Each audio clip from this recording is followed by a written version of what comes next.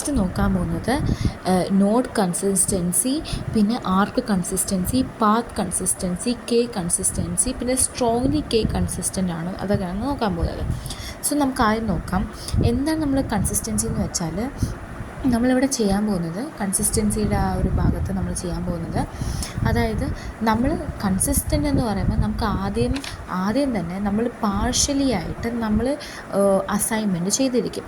എന്നിട്ട് നമ്മളത് എക്സ്റ്റെൻഡ് ചെയ്തിട്ട്, അതായത് നമ്മൾ വേരിയബിൾസിന് വാല്യൂ അസൈൻ ചെയ്തിരിക്കും. എന്നിട്ട് അത് എക്സ്റ്റെൻഡ് ചെയ്തിട്ട് മറ്റ് വേരിയബിൾസിന് കൂടെ നമ്മൾ വാല്യൂസ് അസൈൻ ചെയ്യും, പ്രൊവൈഡഡ് നമ്മൾ കൺസ്ട്രെയിൻസ് എല്ലാം ഫോളോ ചെയ്യും. So consistency means partially assignment variables extended to assigning values to new variables following the constraints ആണ്. ഇനി നമുക്കിവിടെ നമ്മുടെ ആഗ്രഹം, ഇവിടെ കൺസിസ്റ്റൻസി നമ്മൾ ചെയ്യാനുള്ള നമ്മുടെ ആഗ്രഹം എന്ന് പറയുന്നത് ഇവിടെ കോൺഫ്ലിക്റ്റ് ഒന്നും ഉണ്ടാവില്ല. While assigning the values to the variables conflict ഒന്നും ഉണ്ടാവില്ല. സോ കൺസിസ്റ്റൻസി മനസ്സിലായല്ലോ. കുറച്ച് പാർഷ്യലി നമ്മൾ വാല്യൂസ് വേരിയബിൾസിന് അസൈൻ ചെയ്തിട്ടുണ്ട് and not without violating the constraints വെച്ചിട്ട് നമ്മൾ ഇനിയും പുതിയ വാല്യൂസ് വേരിയബിൾസിന് അസൈൻ ചെയ്യണം. സോ ആദ്യം നമുക്കുള്ളത് നോഡ് കൺസിസ്റ്റൻസിയാണ്. അത് കഴിഞ്ഞിട്ട് നമുക്ക് പാത്ത് കൺസിസ്റ്റൻസി, അങ്ങനെ പോകാം.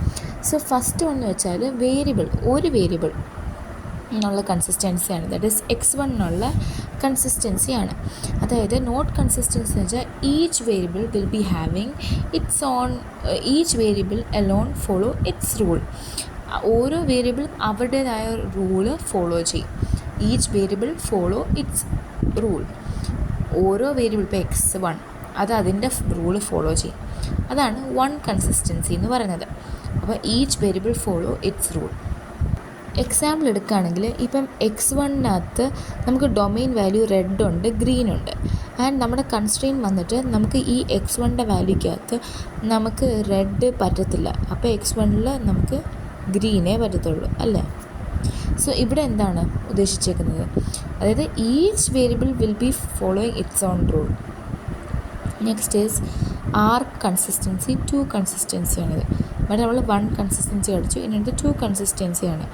അതായത് നമുക്ക് ഇങ്ങനെ ടു കൺസിസ്റ്റൻസി രണ്ടെണ്ണം വരുമ്പം ആർക്ക് എന്ന് പറയുമ്പോൾ കൺസ്ട്രെയിൻസ് ആണ്. ഓക്കെ, സോ ആർ കൺസിസ്റ്റൻസി എന്ന് പറയുമ്പം എന്താണെന്ന് വെച്ചാൽ ഇപ്പം എക്സ് വാല്യൂ ഉണ്ട്, വൈ വാല്യൂ ഉണ്ട്. നോക്ക്, every value of one variable, ഒരു വേരിയബിളിൻ്റെ വാല്യൂ ഉണ്ട്. ഒരു വേരിയബിളിന് ഇത്രയും വാല്യൂസ് ഉണ്ട്. And that value should have a matching value in other variable. അതായത് every value of one variable,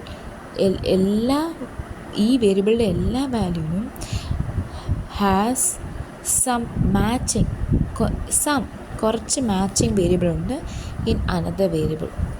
has some matching variable in another variable. That is, ഒരു വേരിയബിളിൻ്റെ ഡൊമെയിൻ്റെ അകത്ത് has values which has some matching values in other variable. അതായത് നമുക്ക് X ഉണ്ട്, Y ഉണ്ട്. നമ്മളിവിടെ നോക്കുന്നത് to consistency ആണല്ലോ. So every value in variable has some matching value in other variable. നമ്മളൊരു എക്സാമ്പിൾ എടുത്ത് നോക്കാം. സോ x1 നമുക്കിവിടെ റെഡ് ഗ്രീൻ എടുക്കാം, x2 നമുക്കിവിടെ റെഡ് ഗ്രീൻ എടുക്കാം. സോ നെക്സ്റ്റ് എന്ന് വെച്ചാൽ നമ്മളിപ്പം x1 റെഡ് മാത്രമേ ആക്കാൻ പറ്റത്തുള്ളെങ്കിൽ ഇവിടെ നമുക്ക് റെഡ് ചെയ്യാൻ പറ്റില്ല, ഗ്രീൻ ആക്കണം. കാരണം x1 not equal to x2 ആണ് നമ്മുടെ കൺസ്ട്രെയിൻ. സോ ഇതാണിത്. അതായത് every value in this variable has A matching values in another variable. അതാണ് ആർ കൺസിസ്റ്റൻസി അല്ലെങ്കിൽ ടു കൺസിസ്റ്റൻസി എന്ന് പറയുന്നത്.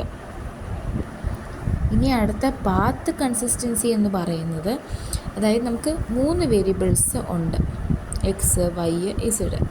സോ 3 അല്ലെങ്കിൽ x1, x2, x3. സോ നമുക്ക് ഇത്രയും കൺസ്ട്രെയിൻസ് തന്നിട്ടുണ്ട്. ഇന്ന് നമുക്കിവിടെ കണ്ടുപിടിക്കേണ്ടത്, ഇവിടെ x1ഉം x2ഉം നമുക്ക് ടു കൺസിസ്റ്റൻസി ആണെങ്കിൽ പിന്നെ നമുക്കൊരു x3 കൂടെ ആഡ് ചെയ്ത് കഴിഞ്ഞാൽ ബേക്കിംഗ് റൂൾസ് ചെയ്ത് കഴിഞ്ഞാൽ അതും കൺസിസ്റ്റൻ്റ് ആണ്.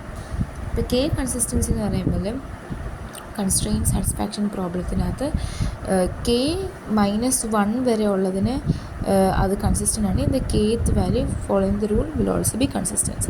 സോ സ്ട്രോങ്ലി കൺസിസ്റ്റൻ്റ് എന്ന് പറയുമ്പോഴത്തേക്ക് K-1 കൺസിസ്റ്റൻ്റ് K-2 അങ്ങനെ 1 വരെ അത് കൺസിസ്റ്റൻ്റ് ആണ്.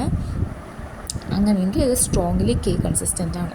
ആൻഡ് ഇങ്ങനെ വരുവാണെങ്കിൽ നമ്മൾ എന്ത് ചെയ്യാൻ പറ്റും, പ്രോബ്ലത്തിനകത്ത് നമുക്ക് ടൈം ഒത്തിരി ലാഭിക്കാൻ പറ്റും ആൻഡ് ബാക്ക് ട്രാക്കിംഗ് ഒഴിവാക്കാൻ പറ്റും.